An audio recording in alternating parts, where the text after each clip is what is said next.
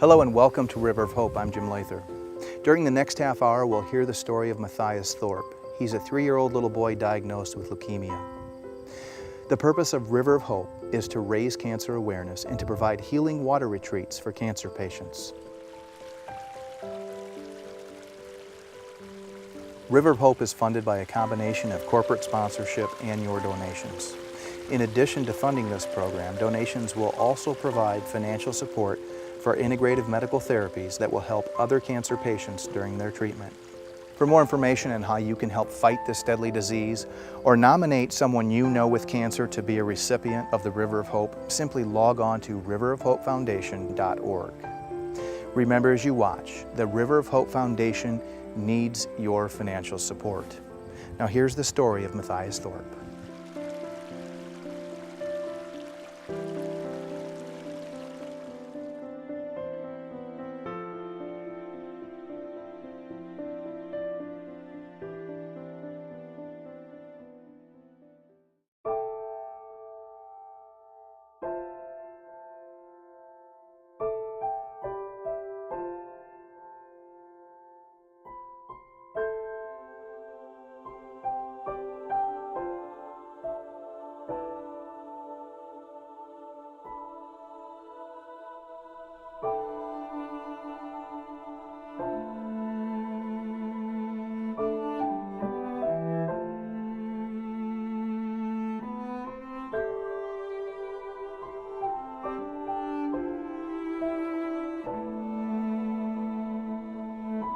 She's a tough woman. I call her super mom. She's been through a lot, trying to work full time and having just suffered the loss of her brother, who she was extremely close to. My brother Kyle, he passed away. Start already.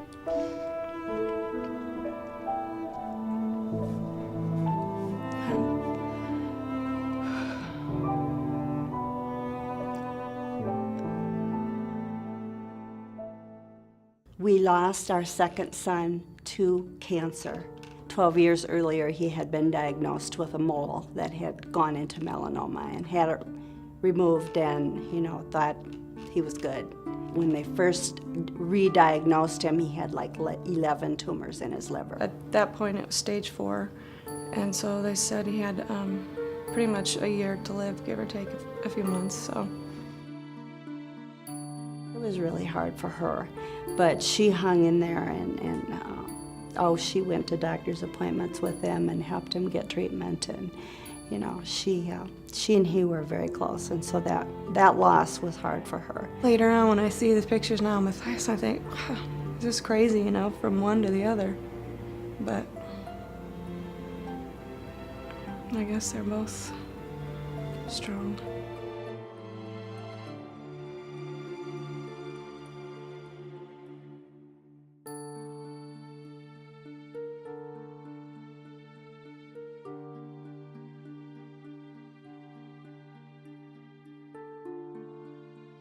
When we come back, we'll learn about Mathias' diagnosis. But first, we have a message from our sponsor, Sanford Health.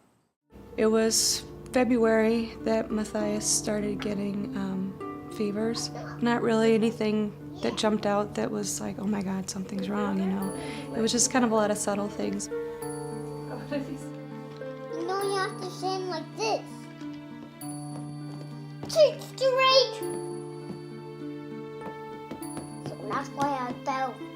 You fell? Mm-hmm. From the Green Goblin. Finally, end of March, I remember we were at acute care. It was a Friday evening, and I thought, well, if he's sick, I don't want him to be sick over the weekend. So I'm thinking we'll go into acute care and get some antibiotics and be sent home. And they, did a little finger stick and just to check his white count. And the doctor came in and he opened the door and he said, I don't believe it. We're doing it again. And I was like, what? And they did it again, and he said his hemoglobin's 7, and it should be more like 11 or 12. So he said, and I was like, completely caught off guard, because you wouldn't have been able to tell by looking at him. I mean, he wasn't seeming, really weak and pale. Mathias was diagnosed about, I think, 4 months to the day after Kyle passed away. And I always kind of wonder if he understands, what happened with Kyle. he would say, you know, Uncle Kyle's sick and things like that, but he's never asked me, you know, where he went or what happened or anything. That's my mommy, and this is Colin and Kyle.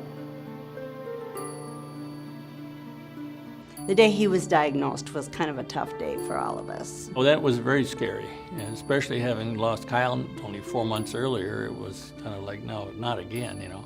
I had my parents.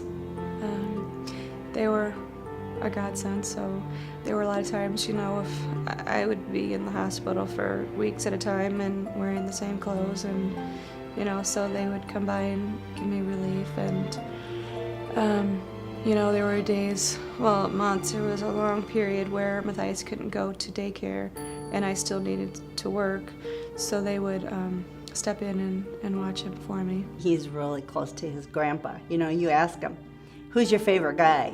It's never grandma, it's always grandpa. She asked him just to get him, and then he looks at me and he gives me a thumbs up. Grandpa's my buddy. Mathias and I are closer because of it. When he couldn't go to daycare, I spent a lot of time with him because he had to have somebody watching him, and so that's what I did. And he and I went for lots of long walks along the bike path and that type of thing. Last summer we spent a lot of time, him in the stroller, and we'd go all over the place, you know. And so we got closer because of it. So there's some benefits. I mean, we got a relationship that maybe we wouldn't have had because of, if it had been anybody else, you know.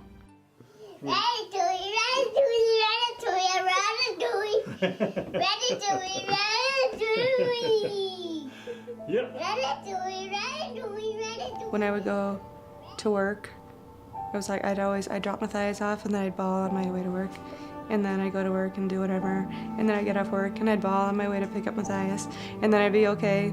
And then I would put Mathias to bed. And then after he went to bed, then I would bawl after he went to bed.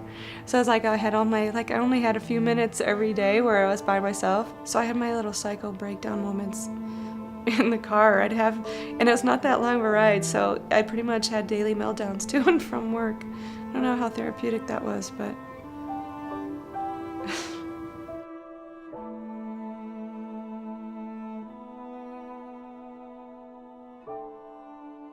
you know, everyone was, I feel like people were holding their breath around me, like, you know, she is gonna flip out, and just kind of looking at me, waiting for me to just jump off the deep end. But I don't know, it's after the first time in when we had the blood transfusion, I don't know, I just kind of knew, and I didn't freak out. I mean, I was very upset, you know, I was thinking, what are the odds, and this can't be happening, but it was just a lot.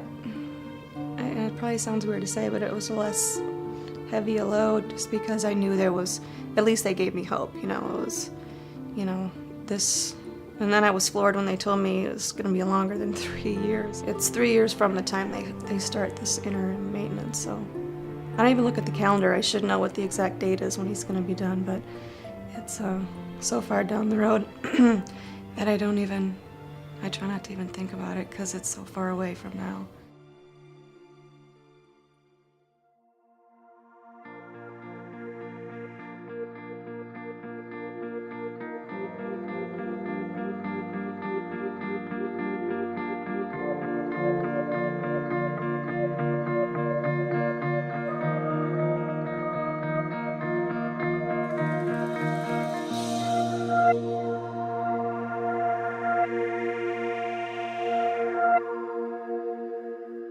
Remember, the River of Hope is possible by your donations. For more information, log on to riverofhopefoundation.org. When we come back, we'll see how Mathias and his family were affected by his condition, and take a look at Mathias' own River of Hope.